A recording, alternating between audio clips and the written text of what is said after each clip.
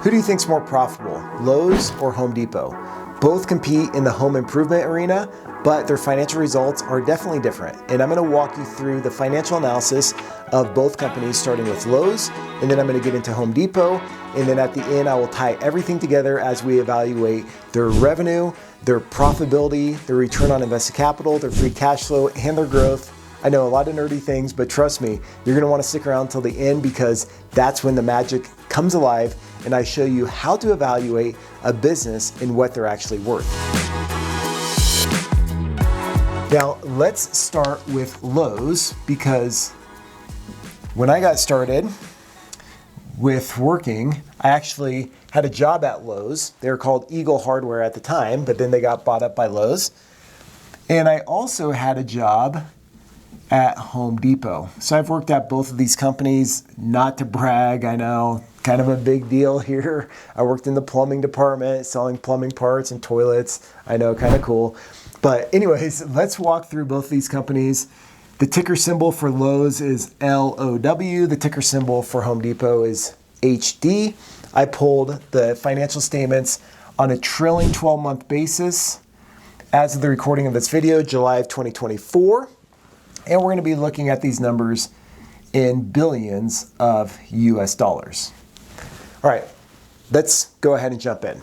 The first line item that we want to evaluate in our analysis is revenue. This represents the amount of income that the company generates from selling its products and services. So if you've never been into a Lowe's or Home Depot, they sell gardening supplies and electrical supplies and plumbing supplies and all sorts of things in order for people to maintain their homes and to remodel them and to make improvements along the way. All right, so this line item represents the sales of all their products and services. Lowe's sells $85.4 billion a year across all its stores. We're going to walk through Lowe's, and then I'm going to walk through Home Depot, and then we're going to do the analysis, and I'm going to show you what this all means. The story behind the numbers. Pretty cool, right? All right, so we take revenue and we subtract cost of goods sold. Cost of goods sold is going to represent the direct labor and the material cost and all other costs associated with delivering the products and services into the hands of customers. So when you take revenue and you net out cost of goods sold, you end up with gross margin, also known as gross profit. 28.4 billion in gross margin. Now, when I'm evaluating a company, I like to express these line items as a percentage of revenue. So I will take gross margin as a percentage of revenue. So I'll just take 28.4 divided by 85.4. And I love this number here because 3 is my lucky number. And check that out. Their gross margin is 33.3. Serendipitous, right? Okay. If you're following along, you could do this in a spreadsheet. You can have an Excel spreadsheet opened up while you're watching this video. Or you could also do it like I'm doing it, writing it down on a piece of paper and using your handy dandy calculator. I didn't want to bore you by doing like a Zoom style YouTube here with my head in the corner where I'm just talking at you through a spreadsheet. All right, that's not super helpful. You get me in the flesh, face to face on a whiteboard. All right, so we have gross margin, 33.3%. Moving down the line, we have EBITDA, earnings before interest, taxes, depreciation, and amortization.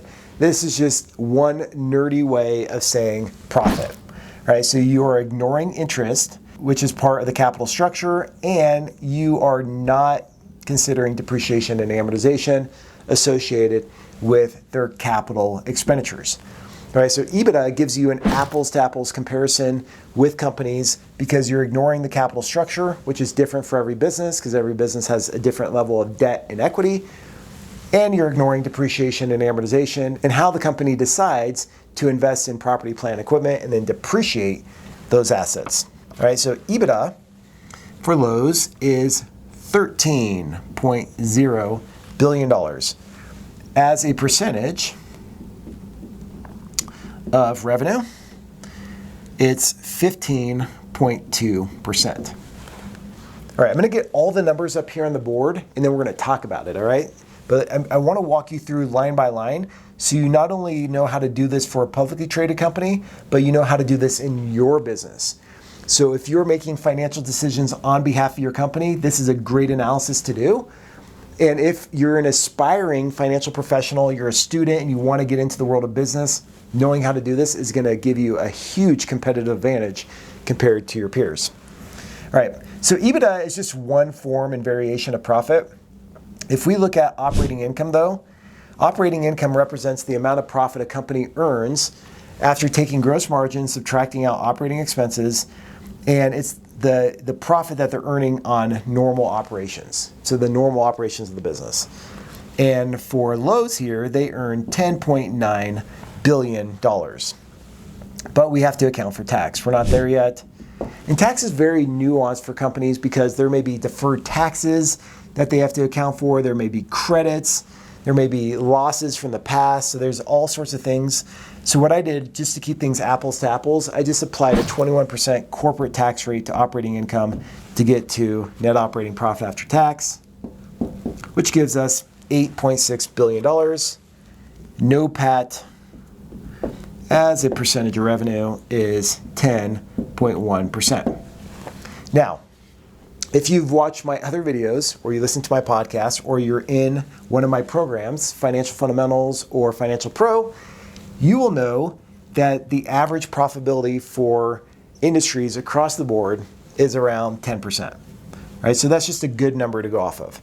So when you do this for your company, if you're below the 10% mark, either you're in a super competitive industry and profits are less than this, or you're just underperforming. I know, kind of sad, but there's hope because when you know the numbers, you could understand what are the drivers to improve those numbers. All right.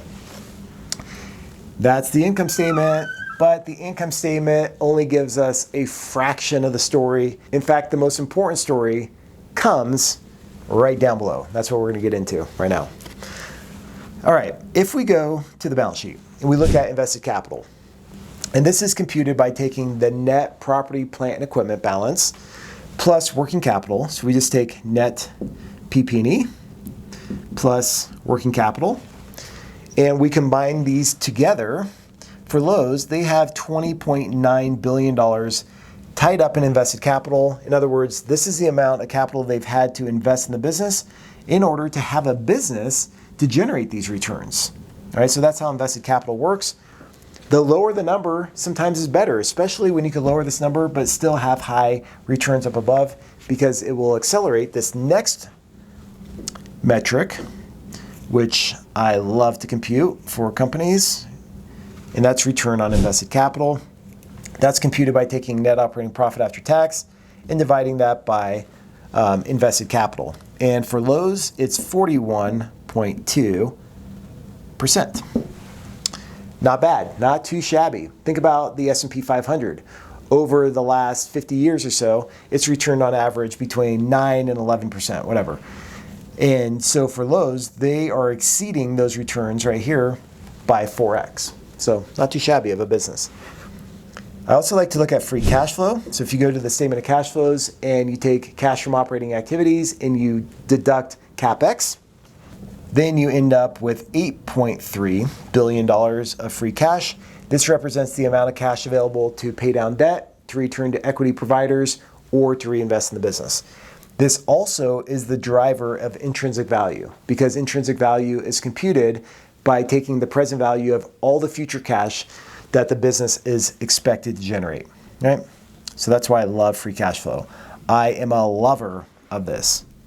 Here's my heart. Okay, there we go.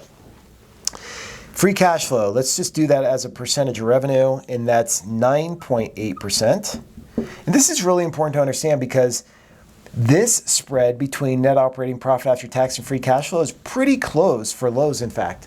But for a lot of businesses that I work with, the profit number is actually a lot higher than free cash flow. And this is where 70% of companies that go bankrupt are actually profitable when they close their doors, because they have profit, but they don't have the cash. And you could definitely go out of business if you don't have cash in order to cover your bills. Profit doesn't cover your bills because there's net working capital and CapEx that is not accounted for in profit up above, but it is accounted for down below in free cash flow. That's why I like free cash flow. All right, let's keep going. We're almost there. Next, we have the price to earnings multiple. And this just tells us how much an investor is willing to pay based on the current stock price for every $1 of earnings. And for Lowe's, it's 19.3x. So in other words, they're willing to pay $19 today for $1 of earnings. And that's based on the stock price today. So just keep that in mind. This is always changing based on what the market is valuing the stock price at. Two more. Then we're going to move over to Home Depot. We have growth over the next 5 years, so looking 5 years ahead. And we have growth over the last 5 years. Two important things to look at. Over the next 5 years, Lowe's is expected to grow a meager 4%. Think about GDP growth in the United States. It's around 2%, 3% maybe. So for Lowe's, they're expected to grow just slightly above the national GDP rate. So not super fast growth, especially when you compare the last 5 years. They've grown at 21.7%. All right. Let's take a deep breath here. I just did a lot of talking. I drew a lot of numbers up here on the board, okay? But this is really helpful because you're going to see how I tie this all together. Now, I'm going to go a lot faster on the Home Depot side because I explain each of these line items, and I think you understand them now. So let's just put the numbers up on the board for Home Depot, and then you're going to want to stick around because when I do the evaluation in this analysis at the end, you're going to be like, oh, I see. And you're going to have some really good talking points with your friends, right? Especially if you want to be nerdy. Okay, so Home Depot, check this out. Home Depot does almost double the amount of sales compared to Lowe's, $151.8 billion. So they have a lot more scale compared to Lowe's. So many more stores. Gross margin, 50.8. And check this out, 33.4%. So almost my lucky number, except for the last digit screwed it up. But they're pretty much neck to neck as it relates to their gross margin. So that's great. Then when it comes to EBITDA, $24.7 billion in EBITDA, which is 16.3%. Now remember, between gross margin and EBITDA is operating expenses. This is the cost structure of the business.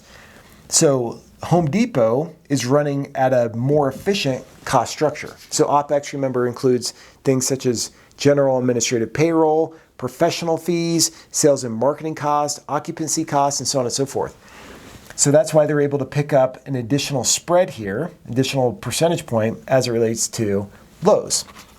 Now with their operating income, Home Depot produces $21.2 billion. Net operating profit after tax is 16.8, which is 11%. So with their cost structure, they're 1 percentage point higher compared to Lowe's from a net operating profit after tax standpoint. Let's look at their invested capital. Home Depot has $45.2 billion invested in property, plant, and equipment. That's net, and their working capital, which gives them a return on invested capital of 37.2%. I'm going to come back to this, but just note here, it requires more invested capital to run Home Depots compared to Lowe's. Free cash flow is $17.9 billion, which is 11.8% of their revenue. Their PE ratio is 24.1x. Their growth rate over the next 3 years is actually lower than Lowe's. That sounds kind of funny. But it's 3.4% compared to the last 5 years, 10.3%. All right. There we have it. All the numbers are up on the board. Now, let's go through the numbers and understand the story behind what they're representing here. So first, we talked about this. Okay, revenue, Home Depot has Lowe's beat. Ding, ding, ding, they're the winner. They can say, oh, we're so much better than you. We're so much bigger. And a lot of companies, they'll brag about revenue, but revenue, it's important, but it's not the winner at the end of the day. The next line item that I like to look at is gross margin, but they're pretty consistent right here.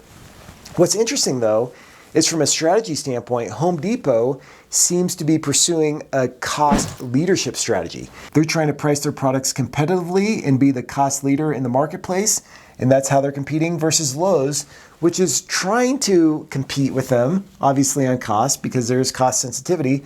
But if you've ever been to a Lowe's store, it's definitely different in format, layout, design, everything else compared to Home Depot.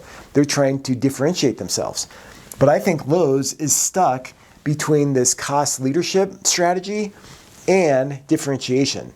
So there's a little bit of straddling going on, which isn't, terrible. It's not like they're underperforming the market drastically compared to Home Depot, but it's just something to be aware of.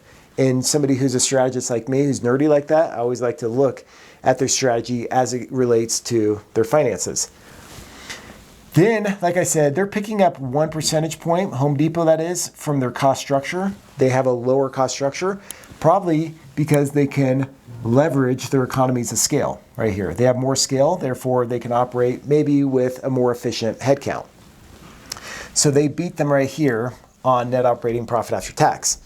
But then when we get down to invested capital, this is where a lot of companies get it wrong. In my programs, I have 2 programs at byfiq.com. So if you want to take your skills to the next level and you're like, okay, I want to learn the mechanics behind all this because I want better financial skills. Well, guess what? In these programs, I walk you through what this means in more detail. And this is so critical because when I'm consulting businesses, I'll say, look, what is your return on invested capital? Yes, this is important up here, but then there is this number down below that's tied up in invested capital in your business. And if you're not generating sufficient returns on that money, then you may be ignoring other opportunity costs, right? Because look at this. Home Depot has to invest $45 billion in its stores and everything else in order to generate the returns up above, which has a drag on the return on invested capital, right? So it's about 4% lower compared to Lowe's. Not too shabby. These returns are still really good, especially when you compare it to other industries out there that generate around 10 to 12% returns. But still, there is a difference behind the scenes. So when I'm working with companies, I show them this, and sometimes they'll be profitable up above, but they have so much capital invested in the business or tied up in property, plant, and equipment or working capital that they may only be generating like a 4% return on their invested capital. So do this in your company, do this calculation, or do this calculation with other publicly traded companies so you can see what I'm talking about here. And what you'll find is really staggering, and this ties back to strategy. So if a company doesn't have a good strategy, then this right here is often a lot lower. Going back to that example of a company with 4% return on invested capital, think about it. You could put your money in a money market account right now and earn 4.25, 4.5%. Very, very low risk. So if your return on invested capital is low because you're investing in your business and scaling, okay, that's fine. But if you're a mature business, you have to figure out how can you leverage your capital to earn higher returns. And Lowe's has Home Depot beat in this area. So just something important to point out. When it comes to free cash flow, though, Home Depot is managing its free cash flow, at least from a percentage of revenue standpoint, much better than compared to Lowe's. And since free cash flow drives intrinsic value of the business, this is really important to pay attention to. And then when we look at growth over the next 5 years, Lowe's is slightly above Home Depot at 4% compared to 3.4%. So they have them beat right there on estimates. But if you also look here, Lowe's was growing at 21% and now they're slowing down to 4% compared to Home Depot is growing at 10% and now they're slowing down to 3.4%, right? So it's not such a drastic drop in the growth rate here. But I think when you combine return on invested capital and free cash flow and the growth rate together, that's why investors may be willing to pay more for Home Depot stock, because right now it's trading at 24.1x price to earnings compared to 19.3x as it relates to Lowe's. So kind of cool, right? You can look at the numbers, you can understand the story behind the numbers, and when you can understand how to do this analysis, and then more importantly, how to go execute in your business, you will drive a tremendous amount of value. Because here you can say, look, I understand the three drivers. It's price premiums, it's cost and capital efficiencies, and it's volume. Or you may say, yeah, I know how to improve invested capital because you know where to look on the financial statements, and you can say, yeah, we can make improvements with our CapEx by doing this and this and that, which will accelerate growth up above, which then has an impact on our return on invested capital and free cash flow, which drives our value. And when you can talk nerdy like that, see, you can drive a lot of value in business. All right, that's all I have for you. This has been really fun, but now you know, hey, look, Home Depot right here has a lot more scale than Lowe's. And I like knowing these numbers. I'm just nerdy like that because when I go into Home Depot, I'm like, yep, they're earning a 33% margin on the products and services overall. And I know how much they're earning in profit. And it's just really fascinating to me. So when we open up our eyes to the world around us, and when we start evaluating businesses, and I do this with pretty much every business I go into. I'll walk into a flower shop and I'm like, I wonder what their rent is. I wonder what their average transaction value is. What's the return on invested capital? And I'm always curious about this because when you understand business in this way, so many opportunities open up. All right, thanks for joining me. Be sure to share so we can spread the word out there and educate more people across the world. Thanks for joining me. Until next time, take care of yourself. Cheers.